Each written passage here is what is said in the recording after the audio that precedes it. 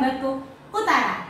Bersama saya Mana Wasawa, kali ini kita akan podcast bersama Ibu Nur Samsia. Nah, ini Ibu dari Kanwil Kementerian Agama Provinsi Sumatera Utara, bidang pendidikan madrasah, tapi di seksinya itu sangat-sangat seksi lah, seksi kelembagaan dan sistem informasi madrasah. Wah, mantap sekali. Berarti ini berhubungan juga dengan YouTube juga ya kan, dengan media. Dengan media. Nah, tadi Bu kan ini kunjungannya dalam rangka apa ya? Dalam rangka untuk monitoring, melihat, bahkan kita juga menilai bagaimana program usaha kesehatan sekolah atau madrasah bisa berjalan dengan maksimal sesuai dengan trias UKS. Oh, jadi di sini mengecek UKS-nya gitu ya? Iya, mengecek UKS dan program untuk madrasah sehat. Nah, kalau boleh tahu nih Bu, standar UKS itu sebenarnya seperti apa ya Bu? Yang harusnya ada gitu ya standar. Kalau untuk UKS yang dalam arti kata lembaganya begitu atau tempatnya, itu standarnya punya ruangan yang di dalamnya itu ada tempat tidur laki-laki khusus dan tempat tidur perempuan, tetapi dengan pembatas, jadi tidak sembarangan satu ruangan itu di situ laki-laki dan perempuan, tapi ketika ada yang perempuan diberikan perawatan, masuk laki-laki bisa sembarangan mungkin. Jadi kalau kita pernah mungkin ke rumah sakit kemana, kita bisa lihat satu ruangan besar, tetapi antara pasien yang satu dengan yang satunya lagi jarang gitu yang bisa saling melihat. Mungkin bisa pembatasnya dengan dinding tembok, bisa dengan dinding triplek, atau bahkan yang sangat-sangat minim dan sederhana bisa pembatasnya melalui tirai kain begitu. Dan di dalam gedung UKS itu, ruang UKS itu terdapat di sana obat-obatan yang ringan dan yang diperbolehkan sesuai dengan aturan.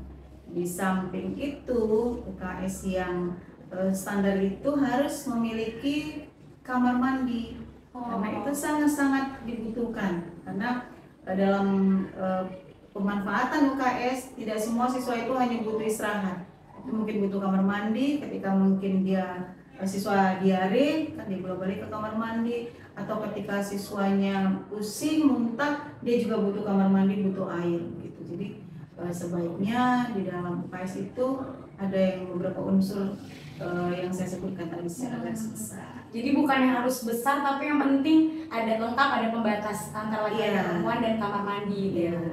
Itu sudah sangat standar lah. Baru Bu ini mau tanya kan Bu. Nah, sebenarnya syarat untuk bukan syarat sih, kayak apa sih yang bisa kita izinkan siswa masuk gitu? Kadang siswa cuma ngeluh sakit perut nih, sakit perut padahal biasa aja gitu, dia bisa ketawa-ketawa, tapi dia sih butuh minta ke UKS. Atau kadang setiap hari dia sakit, jadi hari ini dia sakit, besok dia sakit, di UKS dia setiap hari. Nah, sebenarnya fungsi UKS ini sebenarnya seperti apa gitu? Karena dulu waktu saya sekolah, itu kami UKS itu nggak ada gitu siswa istirahat di UKS. Jadi ke UKS, apa sakitnya? Pusing, dikasih obat, tapi nggak disuruh istirahat gitu kan. Nah, jadi kalaupun misalkan harusnya istirahat, ya udah langsung dibawa ke puskesmas, atau kalau kecuali kita pingsan barulah itu diistirahatkan di UKS gitu. Nah, jadi apakah kalau siswa sakit dikit aja langsung boleh nih masuk UKS gitu kan? Karena kalau kayak gitu kan kadang siswa cuma pening, pusing, semua siswa pusing dan masuk UKS, akhirnya jadi UKS bisa jadi banyak gitu pasiennya gitu kan Bu. Nah, sebenarnya seperti apa fungsinya Bu? UKS itu fungsinya sebenarnya pertama untuk sebagai apa ya, lembaga, kalau kita katakan lembaga minim untuk mengontrol usaha kesehatan madrasah. Kita bicara UKM ya, karena kita madrasah gitu. Untuk mengontrol lingkungan madrasah itu agar mulai dari siswa, guru, kepala madrasah, dan warga madrasah yang di dalamnya, termasuk petugas kantin juga ada ya yang bekerja, semuanya sehat gitu. Jadi untuk program UKS itu sebenarnya tidak hanya yang kita katakan untuk siswa-siswa saja, tidak. Secara garis besar dia punya arti yang luas sebenarnya untuk kesehatan madrasah. bermula dari itu, maka program UKS itu selain memang menampung siswa yang punya penyakit, ya pusing, mual, muntah, itu kan unsur penyakit, dan ada juga karena kecelakaan misalnya terjatuh, luka dan sebagainya, dibawa ke UKS. Itu fungsinya sebagai penanganan P3K, penanganan pertama pada kecelakaan, dan ada P3P, penanganan pertama pada penyakit. Itu berbeda, begitu ya. Itu fungsi UKS. Selain dua fungsi ini, fungsi secara luasnya tadi untuk kesehatan warga madrasah, warganya tadi yang saya sebutkan sebelumnya. Apa yang kita lakukan agar semua madrasah sehat? Kembali lagi ke Trias UKS. Trias UKS itu ada program pendidikannya, ada pelayanannya, dan ada pembinaannya. Ditambah dengan lengkapnya manajerial. Kalau manajemen UKS itu adalah penyempurna dari Trias UKS, karena program pendidikan UKS apa contohnya? Memberikan edukasi kepada siswa-siswa bagaimana pola hidup bersih. Siapa yang menyampaikannya? Pastilah dari tenaga-tenaga medis. Memberikan pendidikan dasar tentang kesehatan kepada dokter remaja ya, MTS. Iya, itu salah satu program pendidikan. Di samping itu, program yang paling standar kita punya kurikulum, bahkan melakukan kegiatan pendidikan yang sesuai dengan kurikulum. Pendidikan jasmani sudah pasti ada, pendidikan kesehatan itu juga sudah pasti ada. Itu sangat-sangat standar.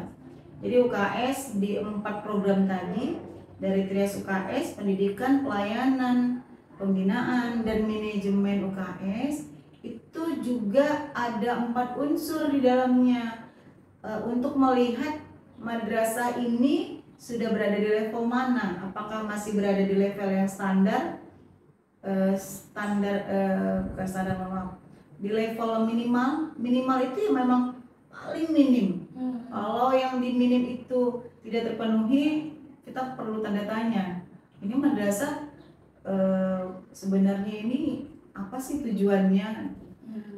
Kemudian setelah dia menyelesaikan dan dia melaksanakan program standar, maka dia melihat program minimal, tadi ya minimal naik ke program standar. Setelah dilengkapi semua 4 program Trias UKS ditambah manajemen itu di program minimal, maka naik stratifikasinya ke standar. Apa yang harus dipenuhi madrasah di program standar? Contoh kecil di pendidikan. Setelah di standar, maka madrasah selain dia punya guru dan melaksanakan pembelajaran pendidikan jasmani dan rohani atau kesehatan, maka dia naik ke standar. Apa yang lainnya? Madrasah melakukan kegiatan ekstrakurikuler pendidikan jasmani dan kesehatan. Apa itu? Contohnya ekskul voli, futsal. Iya, buat olahraga itu kan untuk kesehatan. Nah, begitu, itu contoh-contoh kecilnya. Kemudian setelah itu naik lagi stratanya ke tingkat di atas standar, ada namanya maksimal. Nah, itu sudah semakin naik lagi. Apalagi programnya, semuanya tera di dalam Juknis Madrasah Sehat. Iya. Dan yang paling tingkat tertinggi itu adalah tingkat paripurna. Itu yang paling puncaknya. Paripurna itu sudah sempurna lah. Di situ sudah melibatkan lembaga-lembaga eksternal. Mungkin kita sudah bekerja sama dengan pihak puskesmas, ada MOU-nya. Kita sudah bekerja sama dengan pihak bank yang bisa membantu CSR untuk tempat sampah dan sebagainya, begitu. Sampai kita melibatkan orang tua untuk program madrasah. Itu sudah tingkat yang itu udah luar biasa sekali ya. Iya, dan kita memang sampai hari ini belum mendapatkan itu, tetapi menuju ke arah paripurna. Madrasah kita yang ada di Sumatera Utara ada sebagian yang sudah sampai ke sana. Prosesnya lagi berproses ya Ini guys. sedang berproses. Insya Allah nanti bisa sampai ke tahap paripurna Iya, ya kan, Bu? insya Allah mudah-mudahan. Mungkin itu aja Bu, terima kasih waktunya sangat bermanfaat dan menginspirasi ini mungkin apalagi buat pelajar yang lagi ikut tim UKS-nya dokter remajanya gitu. Jadi mungkin lebih bersemangat gitu karena kan selama ini mungkin mau jadi dokter itu harapan mereka karena mau jadi dokter dari dokter remaja di UKS. Nah dengan ini mungkin adik-adik di UKS bakal lebih semangat lagi untuk bekerja gitu. Ya terima kasih banyak Bu waktunya. Baik, sampai di sini podcast kita hari ini. Semoga bermanfaat untuk kita semua. Jangan lupa subscribe channel YouTube MTSN 3 Labuan Batu Utara. Berikan like, komen, dan jangan lupa share. Terima kasih. Assalamualaikum warahmatullahi wabarakatuh.